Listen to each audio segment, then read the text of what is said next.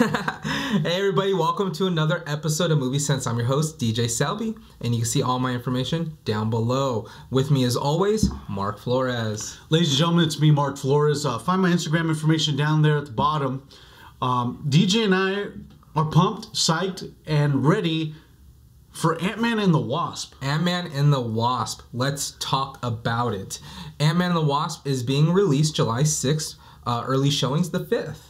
So I'm going to go see it on Thursday, the 5th. How about you, buddy? Possibly Thursday or Friday, right after work.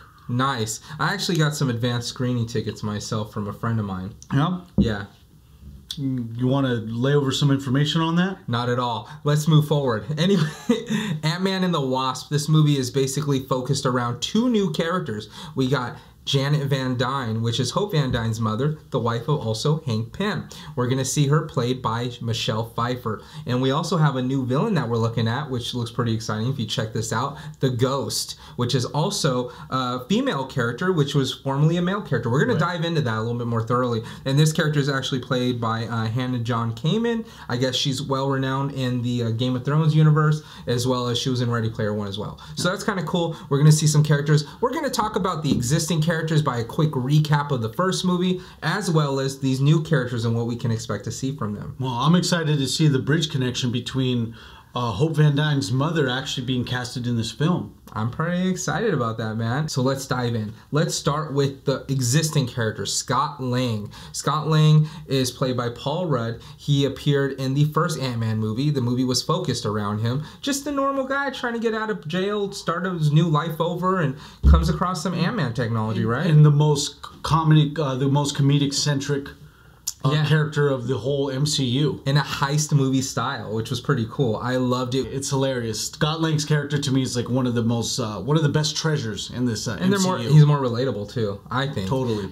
So from the first film, we get, Scott Lang introduction right there. Then we get introduced to Hank Pym, who actually designed the Ant-Man technology and was the first Ant-Man. So Hank Pym, actually played by Michael Douglas. Dude, beast mode Michael Douglas. One of the best actors. Yes. Ever. Yes. And Michael Douglas, he did a great job. He's coming back, reprising his role as Hank Pym.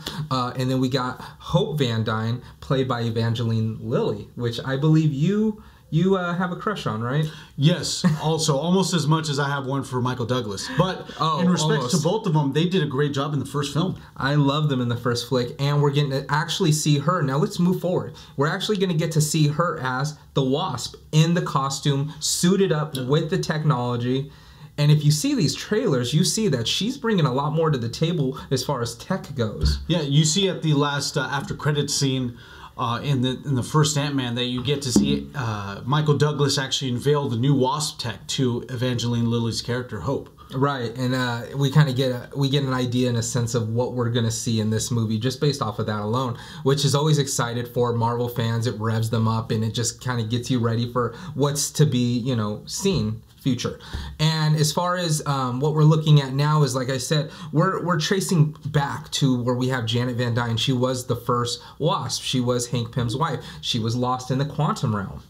And now they're looking for her because Scott Lang, played by Paul Rudd, he actually saw her briefly, or he thinks he did. He thinks he saw her in the quantum realm briefly. So now we get to find out if she's there, if we can get a hold of her. I'm assuming we can because we got a character lined up, you know what I mean? I mean, we have Michelle Pfeiffer playing. The quantum realm is something that we'll go more deeper into on our next episode because that's going to tie into some future Marvel movies that we're very excited about. As far as Janet Van Dyne showing up, I believe we're going to see her fairly early in the movie. I think we're going to see her lend a hand. We haven't seen her so much in the trailer itself that they've released, but I think that's because they're trying to save some of those hidden secrets, some of those things that the shock value that we're going to get when we watch the movie. Right, because the reveal of her actually being alive needs a lot of questions answered. Absolutely. Definitely. You know what I want to do is I want to introduce Lawrence Fishburne's character. Old Larry Fishburne. He plays Dr. Bill Foster. Dr. Bill Foster is actually the, in lieu of the comics, he's actually Black Goliath.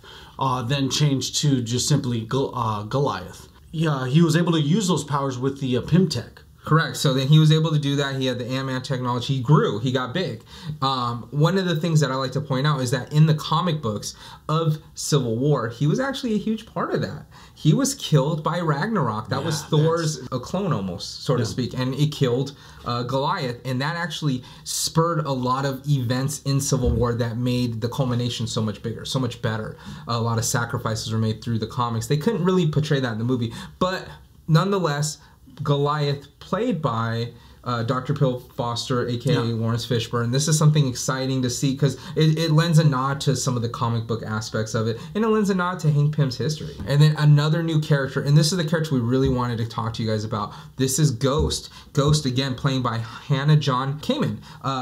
Ghost's real name is Ava. Now, this character was portrayed as a male. He was a male-driven character in the comic books. Yeah, and the original hero that Ghost would face off with was originally Iron Man. And that's true. Tony Stark himself, Iron Man, because there was such a battle against Ghost and corporations. The whole backstory with Ghost kind of focused around this character being an engineer, being someone very bright in a company who got kind of steered wrong and got misused and mistreated, ended up with the death of his wife in the comic books, that is. Now, I don't know how they're going to portray that in the film, but I'm assuming there's still some sort of hate for corporations by Ghost, by this character, because you see this character attacking Hank Pym, who is well known in the community as this corporate giant.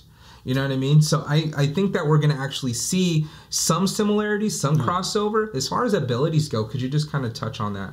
The Ghost has the ability to become intangible. Anything can go through her, and then she also has the ability to be invisible. But the key thing is that she can only do one and not the other at the same time. Absolutely. So this character has been in comic books, fighting, like you said, Iron Man, Tony Stark. Also has been some of the TV shows. And this character has been known to open up portals too, which is kind of cool. Yeah. Now, this is some abilities that I didn't see in the trailer. Maybe they'll showcase them in the movie. Maybe they won't. Maybe they'll just use the intangibility, the speed, the power. And as far as invisibility goes, I think we see briefly what that invisibility looks like. Yeah, because in the trailer, you only see her going through a wall, and then you also see her using the other power that she has, which just, like I said, superhuman strength, abilities like that.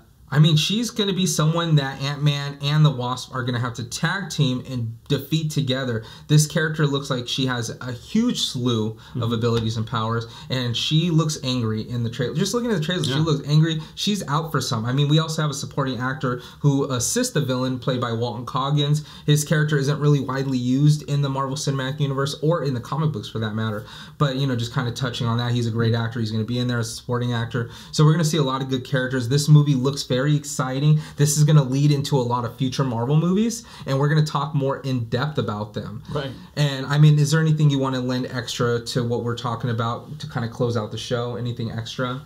The only thing I want to leave out with is the fact that we're going to explain more in a further episode coming up next week on Movie Sense. Absolutely. So look out for that next episode, because we're going to be talking about some tie-ins, something that's very exciting. We briefly touched on one of our other episodes, very briefly, when it was post-Infinity War. Right.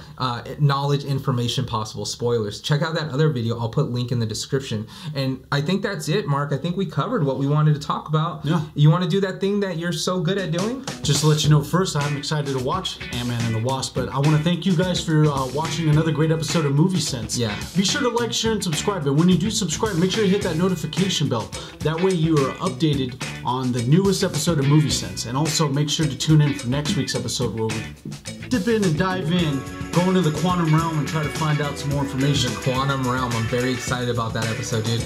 You guys should be excited about it as well. Thank you so much for watching. Make sure to follow us on Instagram at This Is Movie Sense. Be sure to use the hashtag This Is Movie Sense. Thank you so much. Goodbye. Have a good night.